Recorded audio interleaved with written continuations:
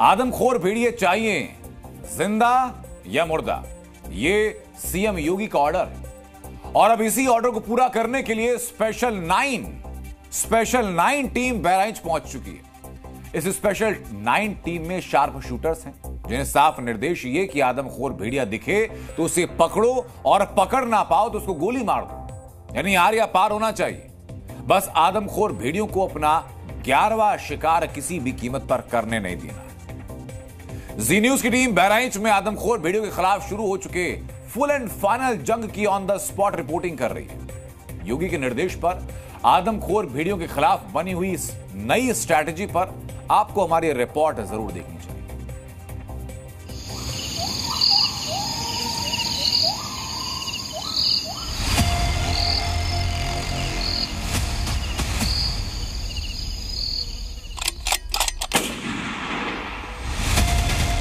Are या पार दे दिया है ऑर्डर। जिंदा या मुर्दा, हर हालत में भेड़िया पकड़ा जाना चाहिए। बहराइच में घूम रहे आदमखोर भेड़िए का शिकार करने के लिए शूटर्स की टीम निकल चुकी है, क्योंकि योगी का ऑर्डर एकदम क्लियर, भेड़िया चाहिए, जिंदा या मुर्दा। दे दिया है ऑर्डर कि हर हालत में भेड़िया पकड़ा जाना चाहिए, जिंदा या मुर्दा हर हालत में पकड़ा जाना चाहिए। और कोई हराना नहीं, किसी पर अटैक बर्दाश्त नहीं है, चाहे उसे मारना पड़े। योगी के ऑर्डर पर आदमखोर भेड़िए को जिंदा या मुर्दा पकड़ने के लिए शार्प शूटर्स की जो टीम तैयार की गई है, उस स्पेशल 9 टीम में वन विभाग और पुलिस के एक्सपर्ट शामिल हैं। एक पशु चिकित्सक, 2 क्षेत्रीय वनाधिकारी, 2 उप क्षेत्रीय वनाधिकारी, 1 वन रक्षक, पुलिस के 2 सब इंस्पेक्टर और 1 हेड कांस्टेबल, जिनको बता दिया गया है कि आदमखोर भेड़िया दिखे तो पहले जिंदा पकड़ने की कोशिश करो, और अगर भेड़िया काबू में ना आए तो सीधा शूट करो।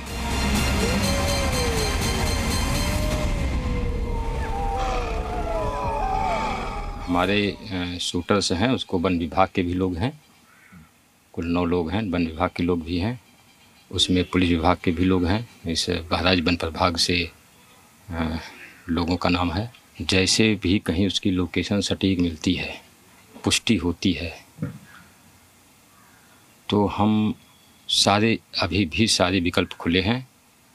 पकड़ने के विकल्प खुले हैं, गोली मारने के विकल्प खुले हैं और ट्रैंकुलाइजेशन करने के भी विकल्प खुले हैं। जो मौके पर हमको लगेगा कि यह सबसे सटीक स्ट्रेटजी होगी, जो हमारे उच्चाधिकारी जो आए हुए हैं, कैंप कर रहे हैं, जैसा उनका निर्णय होगा वैसा ही पालन किया जाएगा। पहले हम लोग ट्रैंकुलाइज करने का ही प्रयास करेंगे कि उसको सुरक्षित और जिंदा पकड़ा जाए। अगर नहीं ऐसी स्थिति है, उसके बाद अगली कार्रवाई की जाएगी। 50 से ज्यादा दिन का वक्त हो चुका है। आदमखोर भेड़िए 9 बच्चों समेत 10 लोगों की जान ले चुके हैं। ये वीडियो मंगलवार रात का है, जब लोगों ने एक भेड़िए को देखने का दावा किया, उसका वीडियो बना लिया। यही हो लागत है हो। यानी आदमखोर भेड़ियों के झुंड का सबसे खूंखार भेड़िया अभी भी शिकार की खोज में है और अब पूरा फोकस उसे पकड़ने पर है। आदमखोर भेड़िए घाघरा नदी के पूर्वी किनारे पर 5 किलोमीटर के दायरे में घूम रहे हैं। आदमखोर भेड़ियों के शिकार क्षेत्र की रेंज अब बढ़कर 75 वर्ग किलोमीटर हो चुकी है, जिन्हें पकड़ने के लिए पूरे बहराइच क्षेत्र को 3 सेक्टर्स में बांटा गया है। हर सेक्टर में 3-3 टीमें भेड़ियों का सर्च ऑपरेशन चला रही हैं। शूटर्स की टीम अब आदमखोर भेड़ियों के पीछे पड़ चुकी है और मिशन का मकसद सिर्फ एक है, भेड़िया चाहिए, जिंदा या मुर्दा।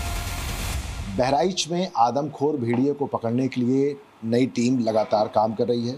इन सब में सबसे बड़ी जो भूमिका है वो ये है कि जो एरियल व्यू है उसके जरिए भेड़िए की लोकेशन पता करना। ये जो पूरा मैप है, इसके जरिए जो है बाकायदा पूरी प्लानिंग की जा रही है। हमारे साथ सिद्धार्थ हैं जो उसको पूरा लीड कर रहे हैं।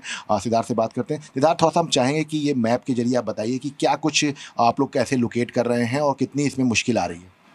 देखिए, मुश्किल तो कोई नहीं है, बट इसमें यही था कि हमने सबसे पहले ये जो जितनी घटनाएं हुई हैं इन सब के जीपीएस रीडिंग्स लोकेशंस लिए और उसके बाद उसको हम लोगों ने गूगल अर्थ पर फॉल कराया कि ये पूरा बनाया है, जिसमें हमारे death cases, injured cases plus rescues ये तीनों हैं।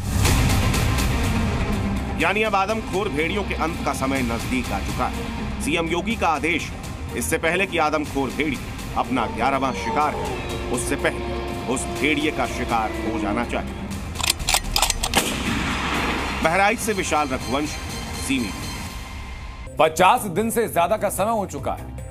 4 भेड़ियों को पकड़ने के बावजूद अभी भी बहराइच में नरभक्षी भेड़ियों का आतंक थमा नहीं, रुका नहीं। आदमखोर भेड़िए भी कम शातिर नजर नहीं आ रहे हैं। वो लगातार नए गांवों को निशाना बना रहे हैं, बार बार ठिकाना बदल रहे हैं, जिन्हें मारने के लिए अब शार्प शूटर्स उतारने पड़े। और सूत्र बता रहे हैं कि बहराइच की भेड़ियों को पकड़ने के लिए अभी तक ट्रैंकुलाइजर गन का इस्तेमाल किया जा रहा था, लेकिन अब स्पेशल शूटर्स के पास शिकार के लिए डिजाइन की गई शॉटगन और लॉन्ग राइफल भी मौजूद होगी। इसके अलावा 22 magnum gun, semi automatic gun से भी ये शूटर्स लेस कर दिए गए हैं ताकि फुल प्रूफ प्लानिंग के साथ आगे बढ़ा जा सके। और अब पूरी तैयारी के साथ आदमखोर भेड़ियों के खिलाफ शूटर्स मैदान में उतरेंगे, क्योंकि भेड़ियों को जिंदा पकड़ने की सारी कोशिशें अब तक फेल होती नजर आ रही हैं। तो उनकी दहशत के अंत का एक ही रास्ता नजर आ रहा है, और वो है इन आदमखोरों के खिलाफ डेथ वारंट। लेकिन पहली बार नहीं है जब उत्तर प्रदेश में आदमखोर भेड़ियों ने इतना आतंक मचाया। 74 साल पहले ठीक इसी तरह भेड़ियों का आतंक इस कदर था कि आदमखोर हो चुके भेड़ियों को मारने के लिए लखनऊ में सेना तक को उतारना पड़ा था।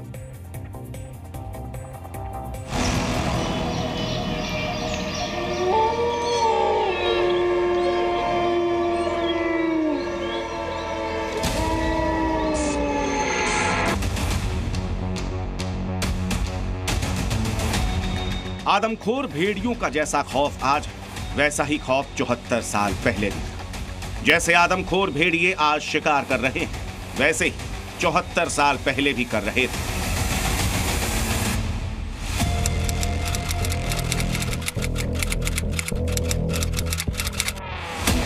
ये पूरे 74 साल पहले की बात है, जब लखनऊ और उसके आसपास के इलाकों में 100 से ज्यादा भेड़ियों ने आतंक मचाया था और नरभक्षी भेड़िए एक दिन में 3-3 इंसानों की जान ले रहे थे।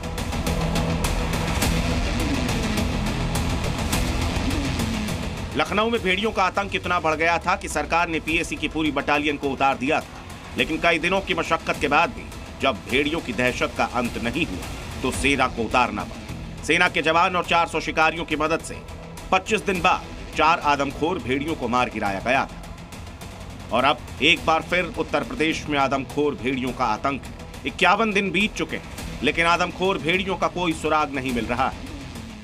उनको पता है कि पिंजड़ा क्या है, जाल क्या है, ड्रोन क्या है, तो वो पहचान जाते हैं और उससे जाल, पिंजड़ा और ड्रोन देख करके वो मूवमेंट बढ़ा देते हैं। मतलब अब थोड़ा सा शातिर हो गए हैं ज़्यादा, क्योंकि पहले की अपेक्षा। बिल्कुल बिल्कुल। यानी वन विभाग खुद मान रहा है कि भेड़िए शातिर हो चुके हैं और अब वन विभाग के जाल में फंसी नहीं रहे। वन विभाग की टीमों को कच्चा देकर शिकार कर रहे हैं। इसीलिए ही तो अब सीएम योगी आदित्यनाथ को भेड़ियों को पकड़ने के लिए शार्प शूटर्स उतारने पड़ गए। लेकिन अब सवाल यह है कि अगर शार्प शूटर्स भी भेड़ियों को जिंदा या मुर्दा पकड़ने में सफल नहीं होते, तो क्या एक बार फिर 74 साल पहले की तरह बहराइच में सेना को उतारना पड़ेगा? विशाल रघुवंशी, बहराइच, जी मीडिया। वैसे उत्तर प्रदेश में राजनीति में भेड़ियों के अलावा अगर कोई सबसे ज्यादा ट्रेंड कर रहा है तो वो बुलडोजर है, जिसको लेकर सीएम योगी आदित्यनाथ और पूर्व सीएम अखिलेश यादव के बीच जुबानी जंग तेज हो चुकी है। उसकी शुरुआत अखिलेश यादव ने की, जब अखिलेश यादव ने अपने कार्यकर्ताओं से कहा कि 2027 उत्तर प्रदेश चुनाव के बाद समाजवादी पार्टी की सरकार बनेगी और सरकार बनते ही पूरे प्रदेश के बुलडोजर गोरखपुर में चलेंगे। इस पर योगी ने पलटवार किया और फिर बुलडोजर पर योगी और अखिलेश के बीच जुबानी जंग कैसे बढ़ती चली गई, सुनिए जरा।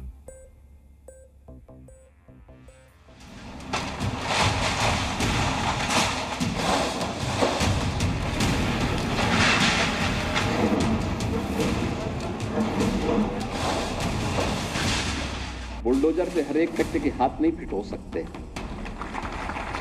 इसके लिए दिल और दिमाग दोनों चाहिए। जहाँ तक दिल और दिमाग, हमारे पत्रकार साथी आपको सबको पता है, ये कोई पहली बार बात नहीं मैं कह रहा हूँ और फिर कहता हूँ, बुलडोजर में दिमाग नहीं होता है, स्टीयरिंग होता है उसमें, स्टीयरिंग। स्टीयरिंग से चलता है बुलडोजर। दंगाइयों के सामने नाक रगड़ने वाले लोग बुलडोजर के सामने वैसे ही पस्त हो जाएंगे। अगर नक्शा ही सवाल है तो सरकार ये बताए कि मुख्यमंत्री आवास का नक्शा पास है, और कब पास हुआ था ये भी बता दें, कागज दिखा दें उसके।